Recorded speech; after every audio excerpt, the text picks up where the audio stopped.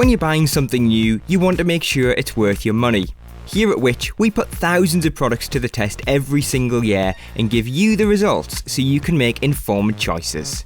So to ensure you're buying the right product for you, why not get yourself a Which Full Access annual subscription for half the usual price? Right now you can get 50% off the usual price for a Which Full Access subscription, which gives you access to all of our product reviews, as well as access to the Ask Which service, where you can chat to us online for personalised one-to-one buying advice on any product we've tested. Not only that, but you'll also be able to use the Which app, and you'll get the Which magazine delivered direct to your door every month. So, to get a Which Full Access annual subscription for just £49.50, just head to join.which.co.uk. That's join.which.co.uk for 50% off the usual price. Offer ends on the 31st of July.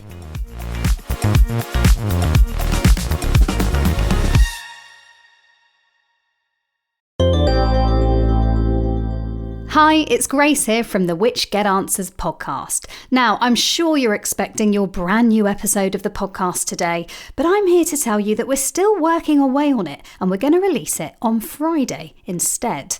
That's because it's something very special. On Friday, we'll be taking you to the red carpet of the Shoddies, Which's very own awards, where we highlight the companies and products that just aren't up to scratch. Whether it's bad practice, poor service, or disappointing products, we've discovered the worst offenders, and we'll be crowning the winners on Friday. So keep an eye on your feeds at the very end of the week. But in the meantime, we still have something for you to listen to. A few weeks ago on the podcast, we were chatting to Chelsea Dickinson, the cheap holiday expert, all about going on holiday for less than £100. But what if you don't want to go overseas this summer? Well, we've got you covered. I'm going to hand you over now to James Rowe, the presenter of the Which Shorts podcast, to tell you more.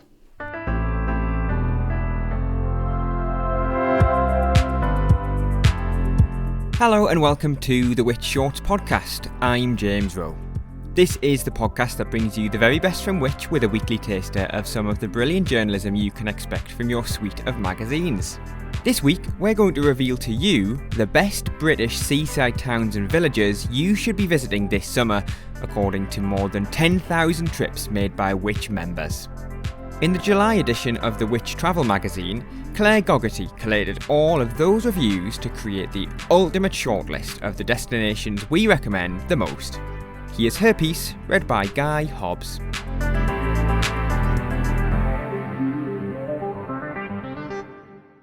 You can't beat the convenience of a UK seaside holiday.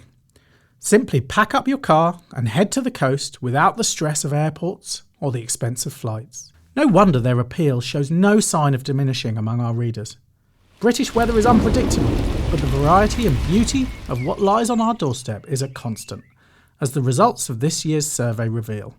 The best in England overall was Bamborough in Northumberland, which scored 86% with Which readers. The unassuming village of Bamborough remains your favourite seaside escape. But it's not the cluster of shops and restaurants that got the big scores, despite readers describing it as totally unspoilt. It's the epic surroundings that did it. Both beach and seafront were rated 5 stars. The vast landscape is a perennial crowd pleaser. The sandy, dune-fringed beach feels never-ending and never crowded, and the horizon limitless. A wild wind can whip in from the North Sea, but the head-clearing expansiveness more than compensates. The beach is appreciated by dog walkers, kite flyers revelling in the blustery conditions, and anyone who loves an uplifting walk. Picnickers, meanwhile, hunker down in the dunes in the summer, enjoying the peace and quiet. Another 5-star rating. Overlooking it all, and rising from the village, is Bamborough Castle, one of the most impressive and most photographed landmarks on the UK coast. This imposing fortress, perched on a seam of igneous rock, has stood sentinel above the shoreline for more than 1,000 years. It was restored in 1894 by industrialist William Armstrong, which has left it looking majestic. It gets crowded in summer though, so arrive early to revel in its drama. Which readers ranked Portmeirion in Gwynedd the best in Wales, giving it a score of 83%. A visit to this coastal village is like slipping through a portal and being transported to a parallel universe. This unique place to visit, as one reader put it, is all down to one man, Clough William Ellis, who transformed a hollow on a sandy estuary into an architectural extravaganza. Between 1925 and 1975, he recreated his vision of the Italian villages he loved by building his version on the Welsh coast. Buildings range from an Italian campanile to weatherboarded houses, some of which are holiday accommodation, as is the luxury beachfront hotel. The combination of eccentricity, seaside location and comfortable lodgings scored it 5 stars for tourist attractions and scenery. Stay here and join the ranks of past celebrity guests, including Noel Coward, Gregory Peck and H.G. Wells, and reenact scenes from The Prisoner, the cult 60s TV programme that was filmed in the village and still draws fans. In Scotland, Which readers ranked St Andrews in Fife the best, with a score of 82%. A perennial favourite among readers, this Scottish town once again gained an array of 5-star ratings, this time for beach, seafront, tourist attractions and scenery. It's certainly an agreeable place to spend a day or two. One reader said, "It's a beautiful old town with lots of small shops, great places to eat and ancient buildings. There are no flashy attractions here, it's a place to explore. Wander down spooky alleyways, then stroll past Georgian stone townhouses and along wide streets lined with tempting cafes and food shops, including the legendary Janetta's Gelateria. Be sure to try the Scottish tablet ice cream." All of this plus 2 white sand beaches framed by rocky cliffs within strolling distance. 2 highly regarded institutions, the university and the golf complex, mean it does get pretty busy during term times and when golfers descend. As one reader pointed out, it can be unbelievably expensive and crowded when a golf tournament is on. Nothing can diminish the romance of the place though, as the Prince and Princess of Wales found when they met there as students 2 decades ago. It's hard to picture a better setting for a discreet royal courtship. The best of the rest was Rye in East Sussex. Which readers gave it 79%. Although the sea once reached Rye, this medieval town is now 2 miles inland. It still has a breezy seaside feel, however, boosted by its lofty position and being surrounded by water on 3 sides, the rivers Rother and Tillingham and the Royal Military Canal.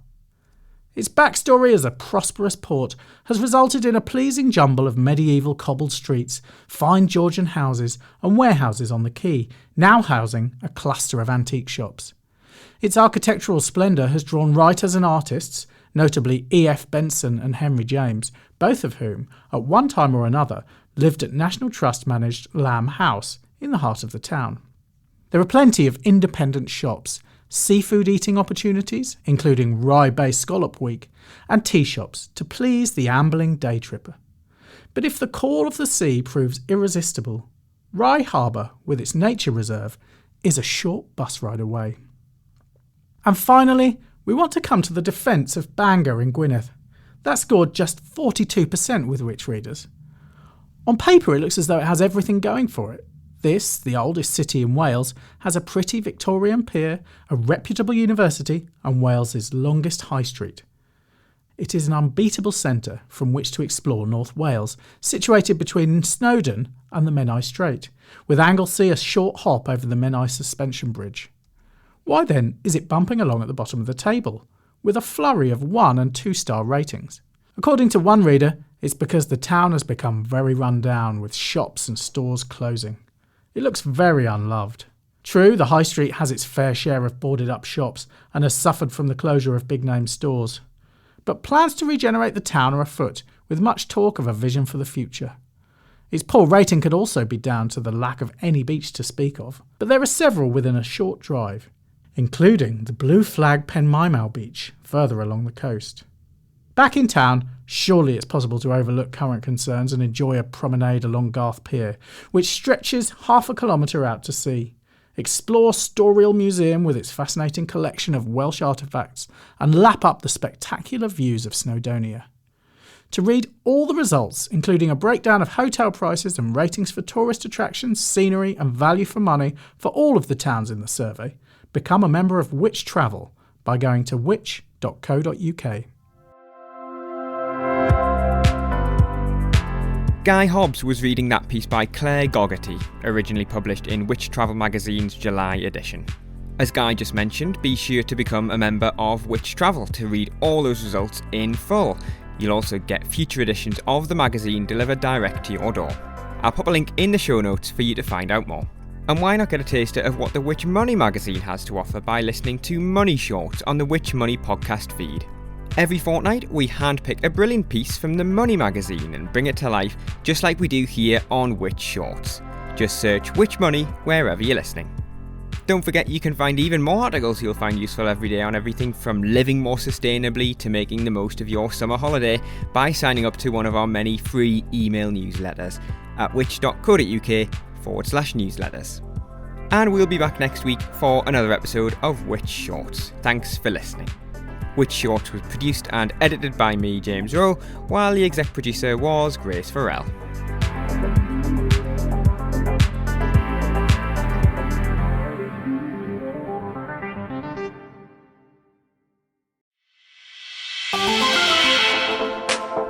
Hi, Lucia here from the Which Money podcast. Join us each week as we bring you the best experts and top advice to help you make the most of your money. From property prices to budgeting, investment platforms to pensions, we'll be here to keep you informed.